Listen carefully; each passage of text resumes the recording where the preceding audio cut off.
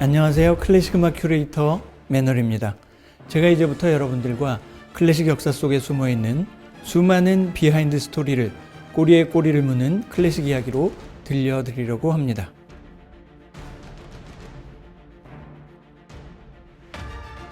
오늘이 그 첫 번째 시간인데요. 처음이니만큼 오늘은 초대박 게스트를 모시고 꼭꼭을 출발하도록 하겠습니다.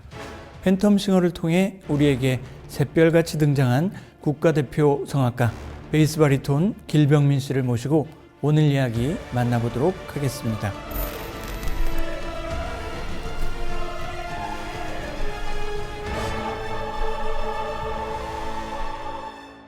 Parlami d'amore, Mario, tutta la mia vita sei tu.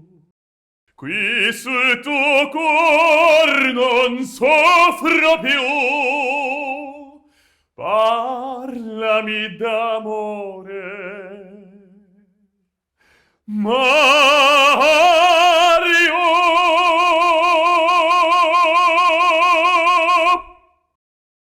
반갑습니다. 병민 씨 안녕하세요. 안녕하세요. 저는 매널이에요. 원래는 매너를 지키면서 존댓말을 해야 되지만 프로그램 컨셉상 반말로 해야 돼요. 혹시 반말을 들어도 경기를 일으키거나 그러진 않죠? 그럼요. 그럼 이제부터 반말로 할게. 이렇게 갑자기? 병민도 편하게 반말로 해도 돼.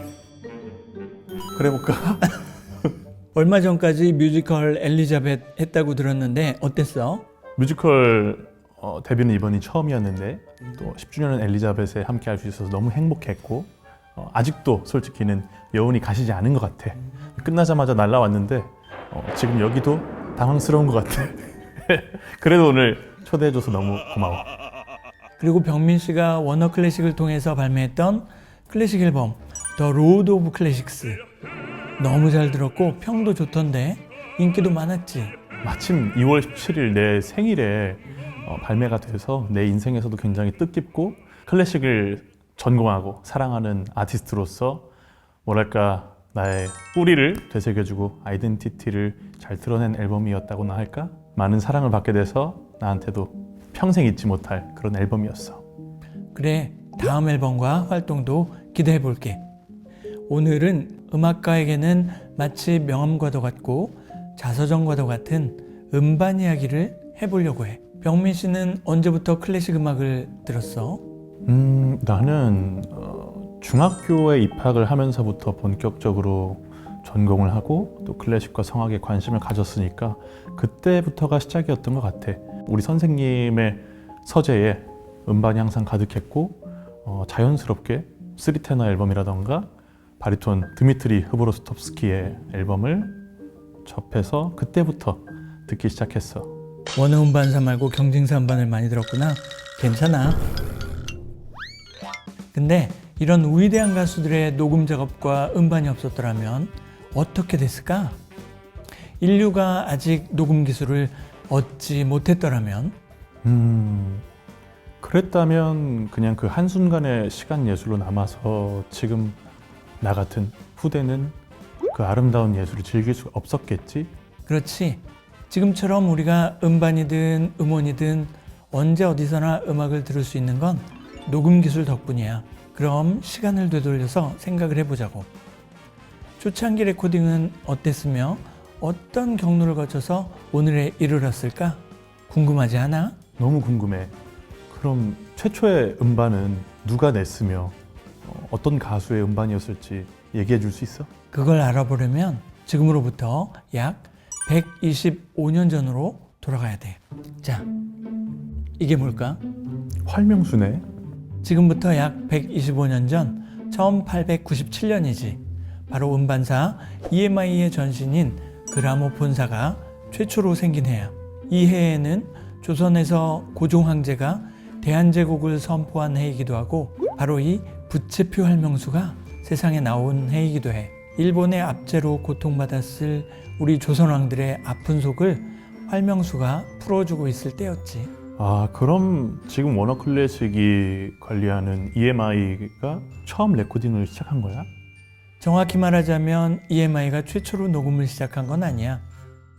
하지만 훌륭한 음악가의 음악을 녹음해서 대중들에게 음악을 판매하려는 생각을 한 최초의 본격적인 음반사라고 할 수가 있어. 그럼 최초의 녹음은? 그건 바로 녹음기를 만든 사람이겠지? 누가 최초로 녹음기를 만들었을까?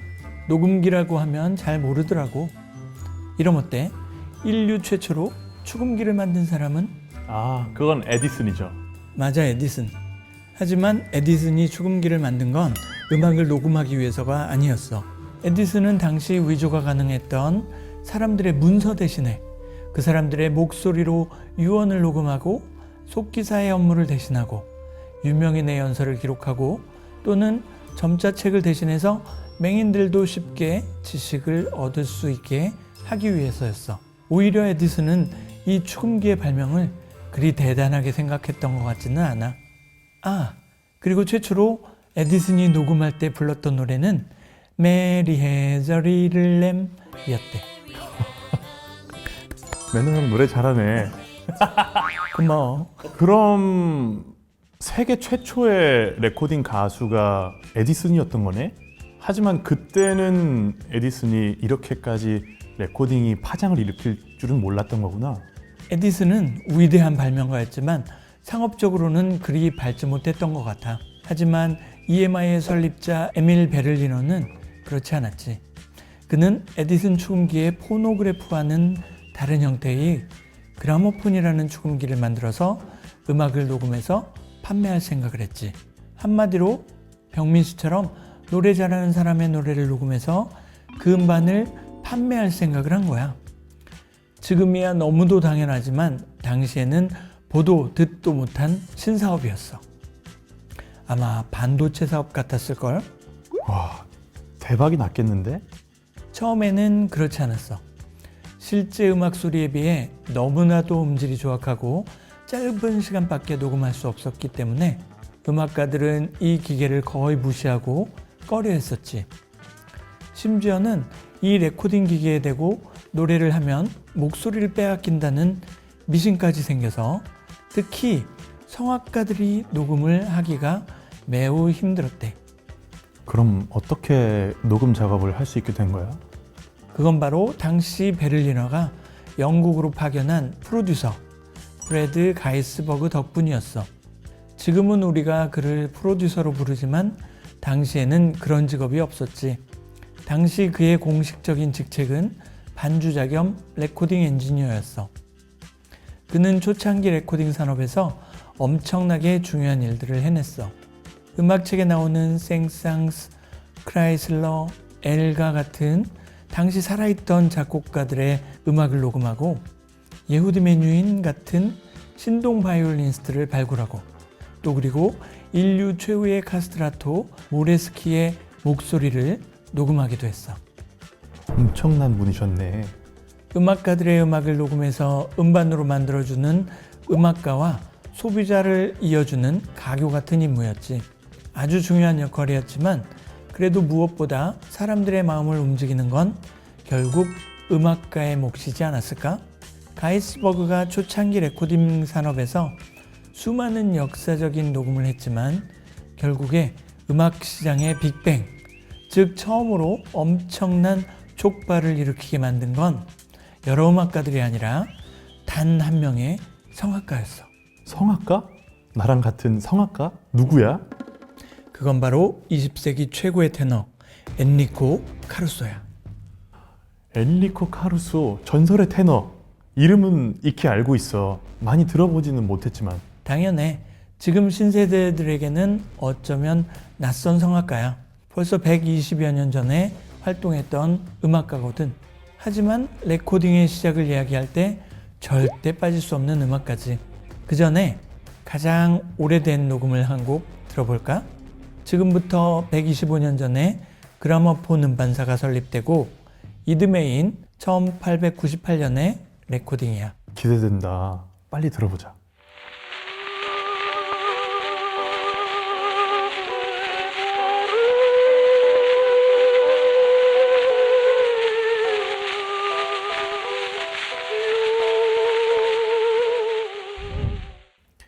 테너의 왕이라고 불렸다던 엘리코 까루소는 어떤 사람이었어?